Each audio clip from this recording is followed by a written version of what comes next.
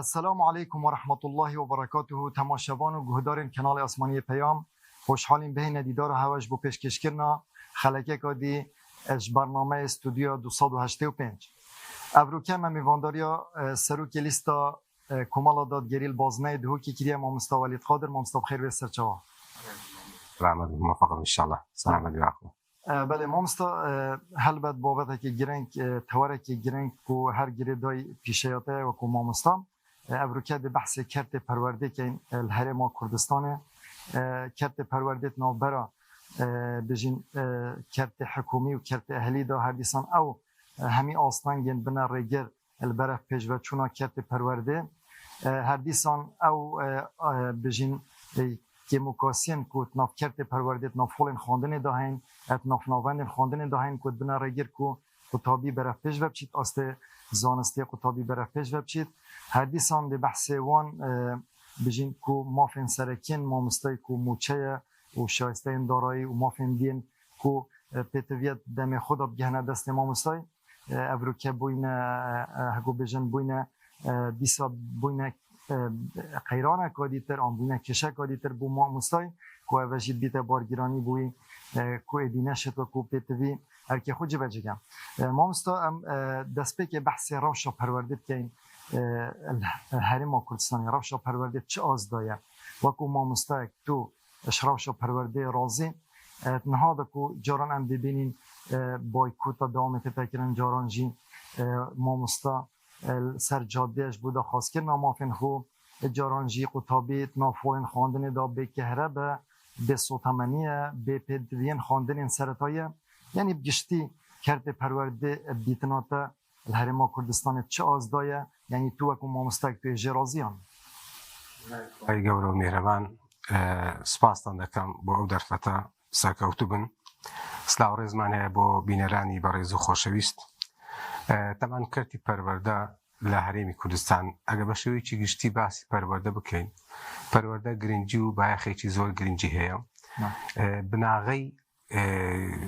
پیکینانی کومالگایه در کومالگایه دا پرورده برو پیشتو تاکەکان وشیار دەبن تاکەکان کەسی ئەکادمی کەسی زیرێکی لێ بەرهەم دێنرێت ئەو کاتە کۆمەلگاکە دەبێتە کۆمەلگایەکی تەندروست کاتێک پەروەردەکە پەروەردەیەکی تەندروست بوو کە ئێمە دەرێک پەروەردە واتە پرۆسەیەکی بەردەوامە ڕاهێنانی نەوەکانە لەسەر کۆمەڵێک ئاکار و ڕەوشتی جوان بۆ گەیشتن بەو ئاکارە و لەلای ئەو کەسە جێبەجێ بکرێت فێرکردنیش بریتە لە گواستنەوەی ئەزمون لە کەسێک بۆ کەسیشتر لە مامۆستا بۆ قوتابی کاتێک ئەو قوتابی پەروەردەیەکی جوانی کرا و هەروەها ئەزمونێکی باش پێدرا ئەو کەسایەتیەکی باش پەروەردە دەبێت دەچێتە ناو کۆمەلگا ئەو کاتە ئەو کۆمەلگایەکی تەندروست دەبێت بۆی دەبین کاتێک پەروەردە تەندروست بوو کۆمەلگاکە بەرەو پێش دەچێت و بەرەو ئەوە دەچێت بەڵام زۆر بەداخەوە لە هەرێمی کوردستانە تەماشا دەکەین کەرتی پەروەردە کەرتی گشتی پەروەردە لە هەرێمی کوردستانە ڕۆژ بە ڕۆژ لە پاشەکشەدایە ڕۆژ بە ڕۆژ ئاستی خوێندن کەم دەبێتەوە ڕۆژ بە ڕۆژ تەماشا دەکەین داهێنا نامێنێتن ینی ناو قوتابیانە ناو ناوەندەکانی خوێندنە بەڕاستی ئەگەر تەماشا بکەین باسی بارودۆخ یاخۆ ڕەوشی پەروەردە بکەین لە هەرێمی کوردستانە تەماشا دەکەین کۆمەڵێک هۆکار هەبنە وای کردەکەوە ڕەوشی پەروەردە لە هەرێمی کوردستانە بەڕاستی بەرەو پاشەکشە بڕواتن مەسە بۆ منە یەکێک لەوانە تەماشاکەین یعنی مامۆستا تەماشا دەکەین وەکو بەهای جارانی نەمایان دوایە دێنە سەر مەسایلی موچە و زۆرە بابەتانە بە تایبەتی کە تەماشا دەکەی ئێستا بژێی مامۆستا وەکو پێویست نییە هەست دەکەی ئەهەمیەتی مامۆستا بەهای مامۆستا لە لای قوتابی لە ناو کۆمەلگادا کەم بووتەوە ئەوە کارەساتە بەڕاستی خاڵێکی تر بەڕاستی تەماشا دەکەین نەبوونی میلیاکات ئەمە لە 2014ەوە دامەزراندن ڕاوەستایە ساڵانە پێویستیان بە مامۆستا هەیە ساڵانە مامۆستا هەیە کۆچی دوای دەکرێت ساڵانە مامۆستا خانەنشین دەکرێت ئەوە هەموو بۆشایی دروست دەکات هەموو پەراغ دروست دەکات مامۆستای تریش نێتە ئەو شوێنەیە بۆیە تەماشا دەکەین ئێستا لە قوتابخانان هەیە مامۆستا هەیە زیاد لە حەسەی خۆ لە 24 دەرسی زیاتر دەبێت هەیە هەتا 30 دەبێت هەیە دوو دەوامان دەکات مامۆستا هەیە دەزانام دوو دەوامان دەکات هۆ کارەساتە بەڕاستی کەمی میلاکات ناوناوەندەکانی خوێندندا خاڵێکی تر بریتە لە نەبوونی پسپۆڕی ناوەندە قوتابخانەکاندا ئێستا کە تەماشا دەکە لەبەر ئەوەی دامەزراندن نەمایە پسپۆر یانی جاری مامۆستا هەیە بەشی یاسای تەواو کردی دێ دەرسێ دەرێت بەسی بەشە پزیشکیەکانی تەواو کردمون بەڵگە لە لامە دێ دەرسی قوتابخانە کە پسپۆڕی نەبوو تەماشا ئەوەش کێشەیەکەرە بۆ و هەروە تەماشات نەبوونی بینا یعنی هەتا ئێستاش قوتابخانەیەکی زۆر هەیە لە هەرێمی کوردستان تەماشا دەکەی دوو دەوامی سێ دەوامی دەکرێت یاخۆ تەماشای بینایەکە دەکەم بە ترس ڕۆخانی لەسەرە یاخۆ تەماشای بینایەکە دەکەی بینای ئەوەی قوتابخانە نییە ئەو بینایە نییە کە کەشێکی ئارام دەروونێکی ئارام لە قوتابی دروست بکات بتوانی پرۆسەیەکی خوێندن بە سەرکەوتی تێدا مامۆستا هەندێک گوندت هەرێما کوردستان تایبەتی پارێزگا دووکێ یعنی گوند هەینە خانیەکە کریە قوتابخانە یعنی وەکو بینای قوتابخانە وی گوندی ڕەنگە نەبێتن خانیەکە کریە قوتابخانە ئەڤژی بەڵێ هەیە لەوەش سەیتر ئێستاش قوتابخانە هەیە زۆر قوتابخانەش هەیە دەمجە زانی چۆنە سەفی 1 و 2 لە یەک سەفینە 20 دقیقە لە بۆ ئەوەی 20 دقیقە لە یەک ژووری 3 و 4 لەگە 5 و 6 لەگە یەکتری ئەو بەڕاستی کارەساتە لە بۆ پرۆسی خوێندن ئەو شتانەدا هەبوو ئێمە لە سەردەمی ساڵی 2025 سەردەمی پێشکەوتن و سەردەمی تەکنەلۆژیایە ئاستی قوتابخانەکان بینای قوتابخانەکان بەشێوە یاخود نەبوونی گۆڕەپان نەبوونی باختر ناو قوتابخانەکاندا ڕاستی ئەوەش کێشەیەکی ترەکە لە پرۆسی خوێندندا هەیە و هەروە تەماشا دەکەین دەستوەردانی حزبی لە ناو ناوەندەکانی خوێندندا وەرە لەناو قوتابخانەکاندا یانی ئەم دوێنێ لەکەم برادەرێکی بووم تەلەفۆنێکی هات پەیوەندیەکی پێوە کرا وتی منداڵەکەم لە مەکتەبی پۆلی دووی بنەڕەتی دەلێت تەلەفۆنیان کردی وەران گوت دەنگ بەچێ دەبێت پاشە منداڵێکی دەستکرد علاقت بەوەیە چ پەیوەندی بە دەنگدانەیە یاخۆ زۆرجار لە قوتابخانەکاندا مامۆستا یاخۆ لە باخچەی ساوایان باس ئەوەیە باسی هەڵبژاردن و دەنگدانیان لە بۆ قوتابیان کردی ئەتوو لەناو قوتابیان ڕق و چینایەتی حیزبایەتی دروستەکەیان دەبێت تەبایی و برایەتی و خۆشەویستی و هاوکاری دروست بکە لەناو قوتابیاندا بەڕاستی ئەوش کارەساتە ئێستاکە هەتا ئەو سەعاتەش کە بێ هاریکات دەبی ئیلا تەسکیە حیزبی تری ببێ بەڕێوەبەری ئیلا دەبی تەسکیە حیزبی تری وەکو ڕێبەر و هاریکاری وەکو قوتابخانەی بەڵێ دەبی ئیلا تەسکیە حیزبی هەیە لە هەمان کاتی جەزاوێ کەسێکیان دانایە کردیان بەڕێوەبەر بەس کەسێکی شیاوی کەسێشتر شیاوی ئەو شوێنەیە بەڵام تەماشا دەکرد لەبەر ئەوەی تەسکیە حیزبی نییە ئینتیبای بۆ حیزبی نییە لەگەڵوی نییە ئەو پۆستەی پێنادەن ئەمە جوای کردێ بەڕاستی ئاستی خوێندن کەم بکاتەوە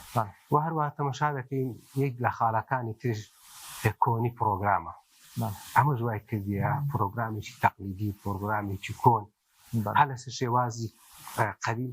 کۆن ئەمە جوای کردێ بەڕاستی ئێستا دنیای پێشکەوتنە ڕۆژانە گۆڕکاری بەسەرداری ڕۆژانە زانستی نوێ دێتە گۆڕێ ڕۆژانە داهێنانی نوێ دێتە کایەوە پێویستە و داهێنانە بێتە ناو پرۆگرامەکانی خوێندن قوتابیان ئاشنابن بەو داهێنانەی کەوا دێتە کۆمەلگادا لە بوارەکانی پزیشکیە لە بواری زانستی لە هەموو ڕۆیەکەوە پێویستە قوتابی زوود پێدا ئاشنابێت بەڵام ئەو پرۆگرامە ڕەنگە تاقیگەهژیت ناو بینای قوتابخانەدا نەبن تاقیگە مەسەلەن تاقیگا کۆمپیوتەریە یان زانستەیە یان ئەو بابەتن زانستی ڕەنگە تاقیگەهێت وانەژی مختبرێت وانەژیت ناو قوتابخانەدا نەبن بەڵێ ئەمە یەکێک لە کێشەکە واتە بە شێوەیەکی گشتی بین نەبوونی کەلوپەل پێداویستی فێرکردن ئەوجا هەر لە نەخشەی دەلێ هەر لە کەلوپەل تاقیگاکان دەرێت هەر لەو مەوادانەی بۆیان تابیتێدا بەکاردێنێت جگە لەوەش کار ئەمجد ئەری گەشتی زانستی ئێمە قوتابیەکانمە هەتا ئێستا هەر لە چوارچێوەی دیوارێکم دەرس دەخوێن شتێکی نەزەریە لە هەمان کاتدا زۆربەی مادەکان زۆربەی دەرسەکان شتی عەمەلی تێدەوێت پێویستە قوتابی گەشت پێ بکرێت شتەکەی بە چاوی خۆی ببینێت عادەتەن شتی نەزەری نزبەیەک لێ فێر دەبێت بەڵام ئەوەی بە عەمەلی دەیکەی ئەوەی بە پراکتیشی دەیکەی ئەوە زیاتر تێدا فێر دەبی و هەروەها ئەو کاتە قوتابی باشتر لێ فێر دەبیت علمەکەشی زیاتر دەبێناتەوە ئەو کاتە فێرە داهێنان دەبێت فێرە ئیبداع دەبێت شتی نوێ دادەهێنێت بەڵام زۆر بەداخەوە تەماشای قوتابخانەکان بکەن یانی تاقیکەی نییە ئێستا بڕۆ قوتاب کیمیای دەخینی فیزیای دەخینی بابەتی دەخین هەم پێویستیان بە مەوادە پێویستیان بە تاقیگەیە بەڵام زۆر بەداخەوە تێدا نییە و هەروە کێشەیەکی تر کاک ئەمجد ژووری قەلەبانەی ژوورەکان پۆڵەکان أنا قناعت جالبي إلى قطابخانة تسلبو 50 قطابي ليك بول أو براسي كارساتا قطابي كوفيري ما مثلا كوبا ما كي خوي بجيني أو كاتا قطابي فير دبيت تشيري چیز يعني ستاندرد فريجي شيء عصيبي هاو جورا كان بولا كان يستمش تسار ببينز هل شويني بس قطابي كذا دكتور أتفنز قطابي في براسي أوش هيك كلا كارساتا كان و ضرر زیانی چی زوری با کتی پروردگانی. بله دستوش مانستا هلبت بابت نه آن بجیم توارین ما زورن هل سرکرت پرورده اگر ام بحث همی آستانگین تا گویی نابکرت پرورده حکومی دا یعنی ام بینین روز بروز قطابخانه اهلی یتهنه دانا این قطابخانه امریکی نه بریتانی نه ایدی گلک ناف سر تهنه دانا که قطابخانه تنیف دولتی نه یعنی اف بابت تا ام بین روز بروز جماروان قطابخانه ویت اهلی روز بروز برف زده بونید چند یعنی اف جه هندک و حکومت بهتن یعنی کرت حکومی پیش بخیتن یان جی چاو خوب داته یان کو بجین اف بیناین وکیتا گوتین سه دوامی نبکتا دو دوامی یان دو دوامی بکتا یک دوامی همه بینین روز بروز کرف قطابخانه اهلی آن کرت اهلی یه بلند بیتو قطابخانه حکومی تتخوره یعنی اف براوردی ها چوای ممسعنی اویا بجین بو جینگه ها ما بو جواکی ما اف جمارا زورا قطابخانه اهلی یعنی بجین دیف بجین بار آبوری بار دارای خلق هرما کردستان اویا براقل چای روایت و پرواد بینی به چنده والله زور بداخوه يعني زیاوازی چی زور هلنوان کتی گشتی و کتی تایید نه يعني وایلیات صناعتی شی درست کردو او اوانه کوا دولمند او اوانه خانسر و سامانی اولات مدرسه و قرکان يعني مدالکان هم له قطابخانه تایبتی کانه نه هرچی خلچی فقیر و خلچی هجاره لا قطابخانه حکومی کانه برات وای کلی او صناعتی درست بو خلچی فقیر درس کو هجار ناتوانی بچێتە و قوتابخانەیە پارەیەکی زۆری ساڵانە ناتوانانی بدات یعنی لێرەدا هەست دەکەین بەڕاستی چینایەتێکی دروستکردن ناو کۆمەلگادا خاڵێکی تر ئەوەیە بەڕاستی تەماشا دەکەینکەوە ئەوەی لە کەرتی گشتیدا یاخود لە کەرتی تایبەتیدا هەیە بەڕاستی لە کەرتی گشتیدا نییە گرنگیەتی زیاتر بە کەرتی تایبەت دەدرێت یعنی تەماشاکە ئێستا وەکو بازرگانی لە هاتیە قوتابخانە وەکو بازرگانی هات بازرگانی پێوە دەکرێت لە کەرتی تایبەتی لە پرۆسەی پەروەردەدا وای لە هاتیە بازرگانی تێدا بکرێت ئاستی قوتابیان تەماشا دەکەی لە کەرتی تایبەتی زیاتر گرنگی پێ دەدرێتن ئەوەی ئێستا وەی لە هات ینی وەی قوتابی ناسارە بچ مامۆستای وانەی خصوصی بگرێت وانەی وانەی تایبەت بە پارەیەکی زۆرکەیەکی زۆر جابەڕاستی زۆر بەداخەوە جیاکاریی زۆر دەکەین لەگەڵ ئەو دوو کەرتەیە حکومت بەڕاستی پێویستە سنوورێک لە بۆ ئەم بابەتەدا بنێتن کەرتی گشتی فەرامۆژ نەکات تەماشا دەکەین هەر واتێک کەرتی تایبەت ئاستی یاخود گرنگی پێدانی زیاتر دەبێت و کەرتی گشتی زیاتر ئێمال دەکرێت و پشتگوێ دەکرێت بله مامۆستا ئەگەر ئەم بهێن بەحسێ سێگوشەیە پرۆسەیە پەروەردە بکەین کۆ مامۆستا و قوتابی و پیرای خواندنه یعنی مامۆستا ئەvê پرۆسێ ڕێوەت بەتەن ئانجی سەرکردایەتی ئەوێ پرۆسێ بکەتن یعنی ئەگەر ئەم بەحسی ڕەوشە مامۆستا بکەین تایبەتی یعنی وەکو بژین مافێکی سەرەکی مامۆستاوان ئەوە کۆ موچەی درستایی بگەیتە دەستەوی هەر سێ ڕۆژە جارێکی دەمێ خودا بێ لێ بڕین بێک و بێتە پاشکەوتکردن بێک و یعنی پێتویە موچەی درستایی بگەیتە دەستەوی دەمێ خودا یعنی اف حتی نکته ام بینیم اف کشیت نبرا هرما کردستان عراقی دا اف کشه بردوامه ما 20 سال دوری ده هر سال 2005 وره پشتی اشنابچونا رژیم ما بره و حتی نکته اف کو سال 2025 ما 20 ساله حکومت هرمه دستالات هرمه نشوه و کشه چاره سر کردن موچه چند یعنی آستانگه که آن چند کشه که یعنی وەکو بژین کێشایەکە دیە بۆ پرۆسەیە پەروەردە و مامۆستانەشت ئەرکی خوب درستەوەی جێبەجێکرد یانجی gelek جار وەکی me گوتی پرۆسەیە پەروەردە pek keftiye rawastiyayê ji ber ku mûçe demê xwedan hatiye yan boykot hatiye kirin yan mamostan xirbebûn xwe pîşandan kirîne yani ev bijin kêşeya mûçey چند بوی آستان چند بوی کشک آمازن و پروسه پرورده والله کاغام زۆر بەداخەوە ئەمە هەموو ساڵێک بله لە هەرێمی کوردستاندا پرۆسەی خوێندن کە دەست پێ دەکەین بە کۆمەڵک کێشەوە دەست پێ دەکەین بە کۆمەڵک ئاستانگەوە دەست پێ دەکەین زۆر بەداخەوە ساڵ بە ساڵیش کێشەکان زیاتر بن یعنی بۆ نمونە هەموو ساڵ دەستپێکی خوێندن بە بایکۆتەوە دەست پێ دەکەین هەموو ساڵ بەشێکی زۆر لە قوتابیان ئەو دەرسووانە و بابەتانیان لە کیس دەچێت ئەو بەڕاستی کێشێکی بوو هۆکارەکەی چییە؟ هۆکارەکەی بێموچەیە ئێمە باسمان کرد باسی پێگەی مامۆستامان کرد پێگەی مامۆستا لاواز بووە بۆچی پێگەی مامۆستا لاواز بووە حەقی مامۆستا ناگریت مافی مامۆستا نادرێت غەدر لە مامۆستا دەکرێتن بۆ پێگەی مامۆستا لاواز بووە ئەگەرنا مامۆستای هەموو کۆمەلگایە دکتۆر پزیشک مهندس ئەوەی کە بە هەمووی دەڵێت هەر پەروەردەیەک دەستی مامۆستا فێری کردووە هەموومان قەرزداری مامۆستای کۆمەلگا هەموو قەرزداری مامۆستایە بەڵام زۆر بەداخەوە لە کۆمەلگەی ئێمە تەماشا دەکەین مامۆستا بێبایەخ کرایە مامۆستا پێگەی لاواز کرایە مامۆستا قەرزۆری ڕەنگە خەڵکی دەبەرەخۆ هەمیە بیتن دوکاندارێکە کیە بەڵێ مەبەستم لە قەرز لەوەی کەوا ئێمە مامۆستا حەقی زۆری لەسەرمانە ئەمەی پەروەردەکردی ئێمەی فێرکردی ڕێز لە مامۆستا بگرین لە شوێنان لە وڵاتان موچەی مامۆستا لێ پەرلەمانتار وەزیران زیاتر لێرەدا تەماشا دەکەن مامۆستا تا ئێستا لە 2014ەوە تەماشا دەکەن مامۆستا ماگانە 30 ڕۆژدار موچەی وەرناگری هەتا ئێستا زیاتر لە 50 موچەی بڕای و پاشەکە کراوە یاخودە هیچی بەتەواو نەدراکێ هەتا ئێستا تەماشا دەکەن لە بەرزکردنەوەی مامۆستا بە شێوەیەکی نایاسایی ڕاگیرایە یعنی مامۆستا تەماشا دەکەین لە ڕووی لایەنی دابینکردنی ژیانەوە ئێستا موچە مامۆستا ئەز فەرمانبەر بەگشتی بڵێن لەگەڵ حکوومەت ئەوە عەقدێکە ئیشە یعنی منەتی ناوێ مامۆستا ئەرشی خۆی جێبەجێ دەکات حکوومەت مافی دەدات نە منەتی دەوێت نە بە خێرە نە بە ئەیس بەڵکو ئەرشی حکوومەتە مافی مامۆستا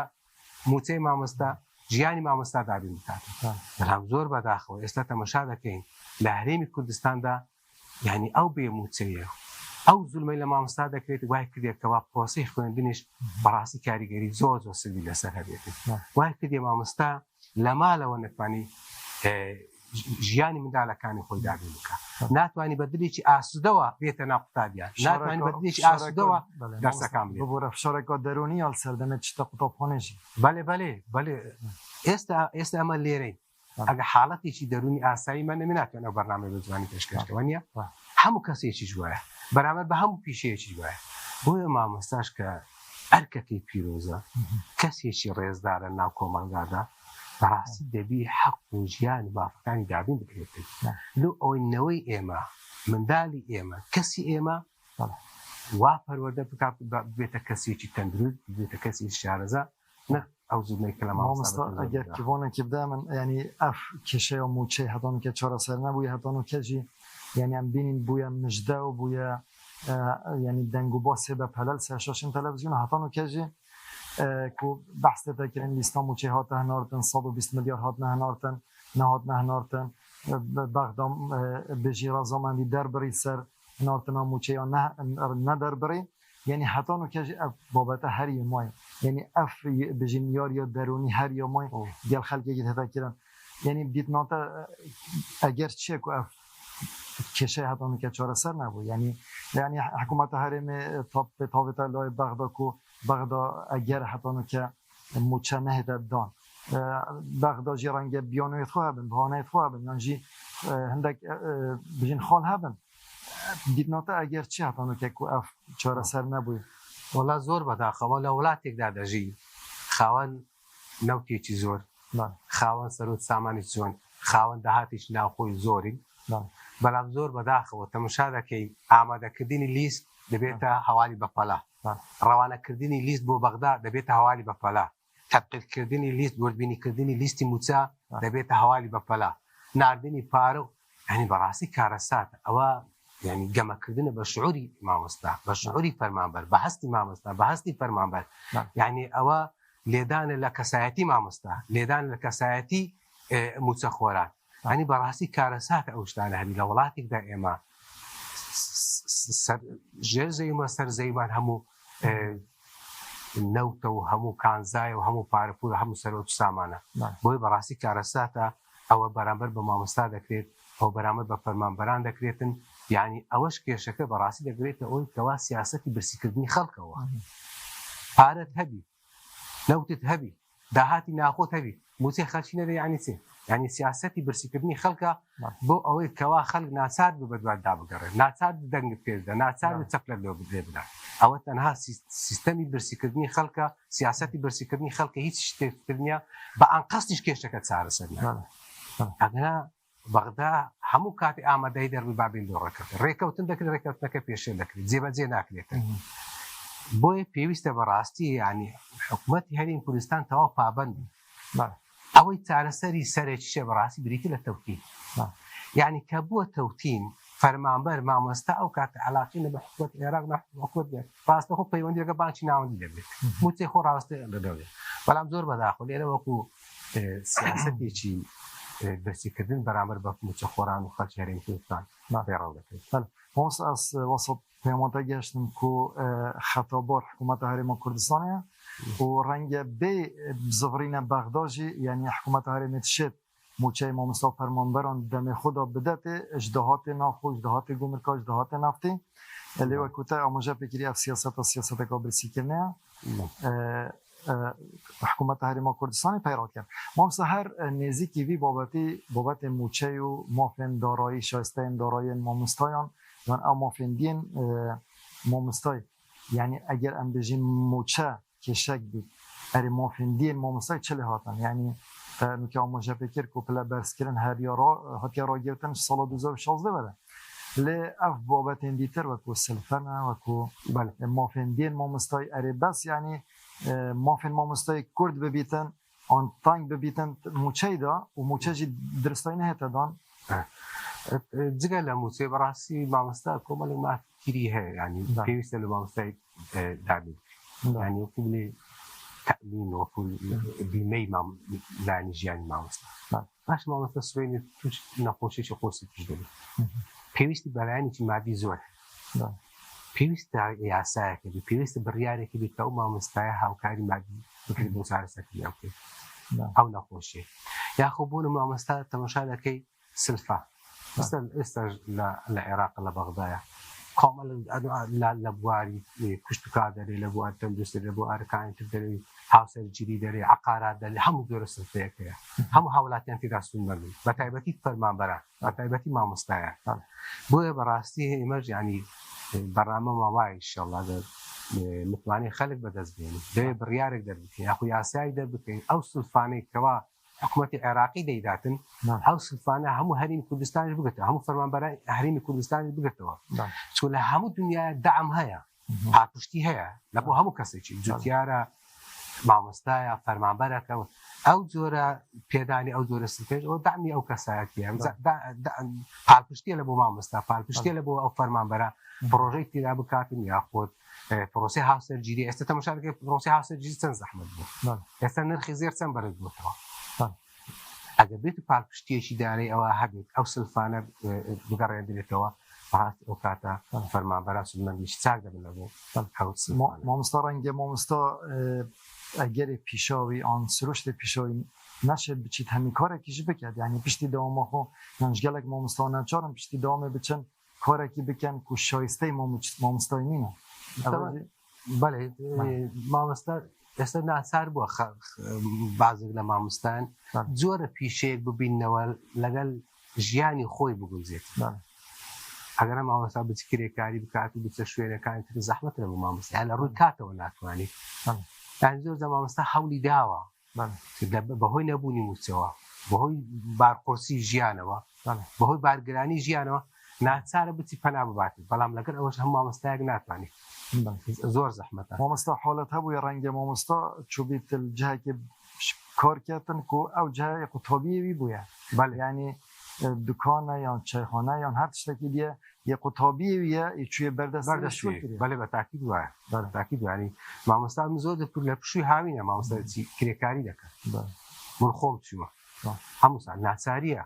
ژیانی مامۆستا دابین نەکرایە موچەی مامۆستا نەدرای مافی خوددایە ناچارە بچی ئیشی تر بکاری تر بکە شەرمەزاری خۆ و مال و منداڵی نەبی پێداویستەکانی پێدەداری بکات. بله مامۆستا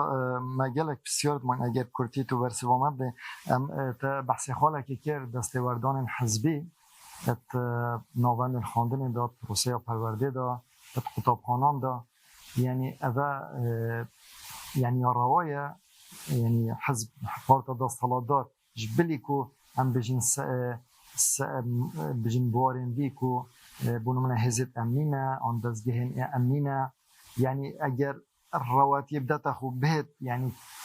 تداخل آن دستاوردان پروسه و پروردش داد کرد اولی روای ما مستقیمی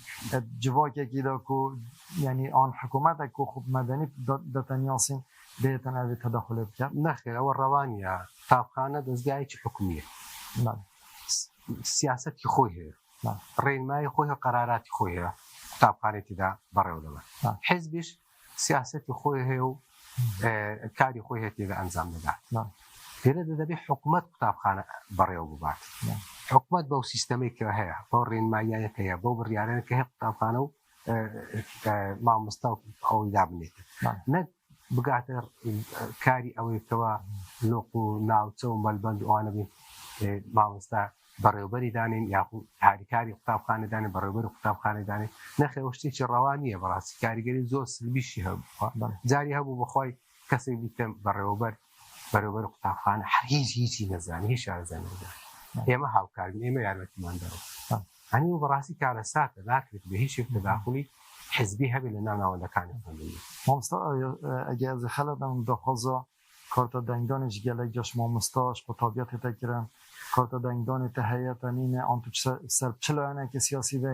بالێ پارەکە هەڵبژاردننی هەرێمی کوردستان فۆرمیان دابش کرد پێشش فۆرمەکەم لەلایە کۆمەڵک داواکاری داوا کردی و ئیشی قوتابخانە نییە ئەو ئیشی پەروەردە نییە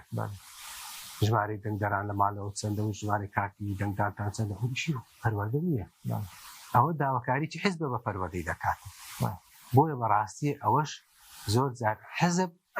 لە ناو ناوەندەکانی خوێندنە بێ زەخت لە مامۆستا دەکات داوای لایەنی سیاسی دەکات و داوای ژمارەی کاتی دەنگدان دەکات و داوای وێنەی کاتی دەنگدان دەکاتن بەڕاستی ئەوە هیچ حەقێکی حیزبی نییە بەناو ناوەندەکانی خوێندە ئەو جۆرە کارانە ئەو دەستوەردانێکی زۆر خراپی حیزب لە ناو ناوەندەکانی خوێندە گەز خەلەدەم تەژی بۆجا vê çendêya da yani wekû bijîn çilayê siyasî ve ser intîmateya siyasî te baca da û tu hatiye sizadan eger tu me kurtî behsî vê çendê dike بەڵێ وایە وەڵام من بەهۆی ئینتیمای سیاسیم کە کادرێکی کۆمەڵی دادگەریمە ئەمن گواسترابەوە لەو شوێنەی خۆم کە تێدا نیشتەجێمە خۆ مامۆستای ئامادەین بە ئامادەی دەشم دەگوتەوە بەڵام بەداخە بە دروستکردنی سیناریۆیەک بە دروستکردنی نووسینە راپۆرتێکی چاواشەکارانە بەرزکردنەوەی بۆ پەروەردەی بەردەڕەش ئەمن هاتمە گواستنەوە ئێمە هەر لە هەر شوێنێک بین کاری خۆمان دەکەین تەنازول یاخود سازل لەسەر بیر باڕووی خۆمان ناکەین هەر ئەو مامۆستاین لە هەر شوێنێکی کاری خۆمان تێدا دەکەین هەر دڵسۆزیش دەبین لە هەر شوێنێکیش بووینە بە شایەتی هەموو خەڵکی دڵسۆز بینە هەر دڵسۆزیش دەبووین هەرچی سزایەک هەیە هەرچی فشارەکەی دێخنە سەرمان ئێمە هەر مامۆستای جار هەر کەسی جارە هەر دڵسۆزی جارانی ئینشەڵڵا هیچ بەڵام زۆر بەداخەوە شتانە ناو ناوەندەکانی خوێندن هەر جیاکاری هەبیان ئینتیمای حیزبی بێتەوە ئەوی مامۆستایەک بگوازرێتەوە لە شوێنە بۆ شوێنی شتێک زامینیان بردە دەرەوەی شوێنیش دەجێ دونی خۆم لەسەر لەوێ دەوام دەکەم بەڵێ مامۆستا ئەم بەحسە gelek ئارێشەیان کرد بەحسە gelek کێشا کرد gelek قەیرانە ئەبێت بۆ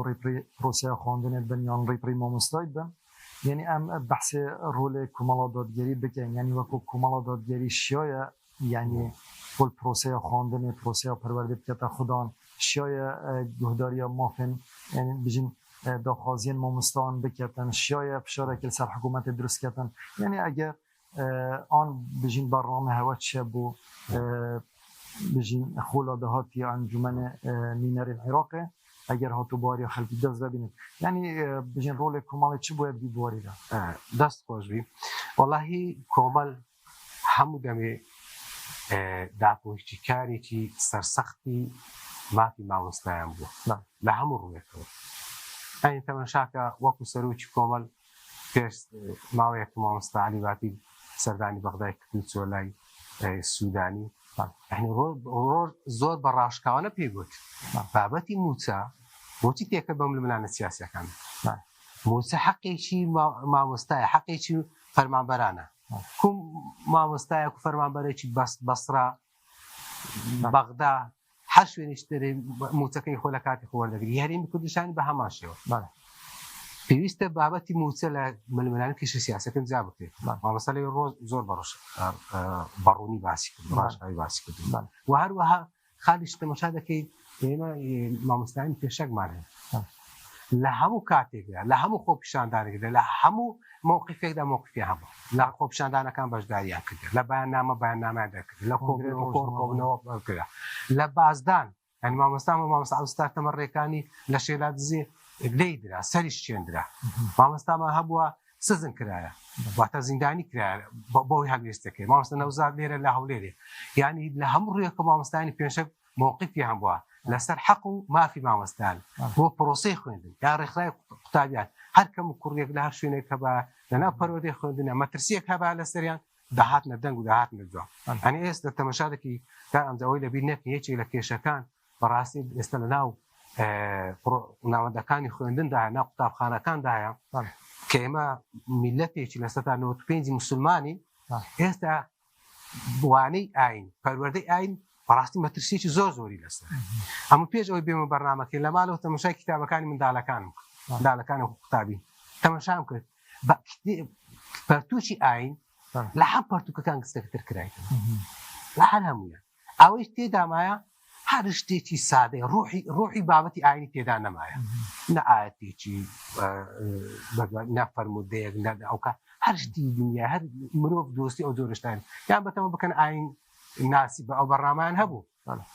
خەڵک هەموو ئاینەکان بخین قوتابی هەموو ئاینەکان بخین بە دوایش کامە ئاینی هەیە ئازادە بالۆ هەڵبژێ ڕاستیەوە کارەساتە ئەندامان و نوێنەرانی کۆمەڵ بوونە کەوا دژایەتی ئەوان یاخود ئەندام پەرلەمانەکانمان لە ڕابردووە کۆمەڵە